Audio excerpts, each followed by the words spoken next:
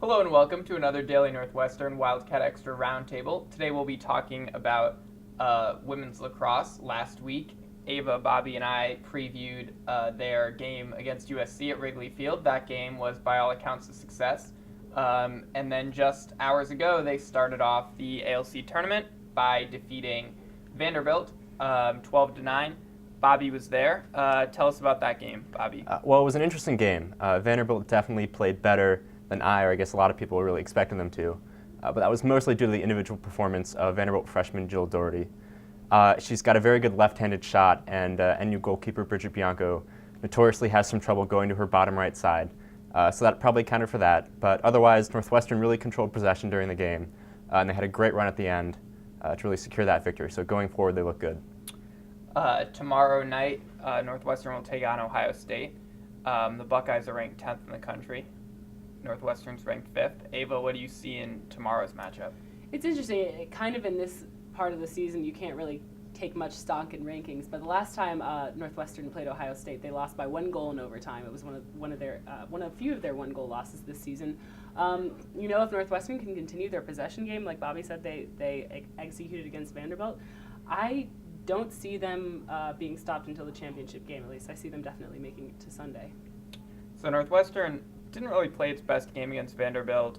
They were only up by 1 goal at halftime. It was 8-8 at one point. Bobby mentioned the problems with Jill Doherty. Do you think the effort that Northwestern gave today, the way they played today, will be enough to beat Ohio State, or do they have to take it to another level tomorrow? I think it will be enough. Again, the last time they played Ohio State, it was very close, that 11-10 overtime loss. And I think the key X factor really will be the emergence of Kara Mupo late in the season. She's really come on strong. She's actually tied for the team lead in goals now. So I think a strong performance from her will be key to a Northwestern victory. Right, and it's something to say that the Wildcats now get to go back to their dorms and their housing and kind of get a full night's sleep, and they don't have to play in a new stadium on a different field tomorrow either. They've definitely got a home field advantage.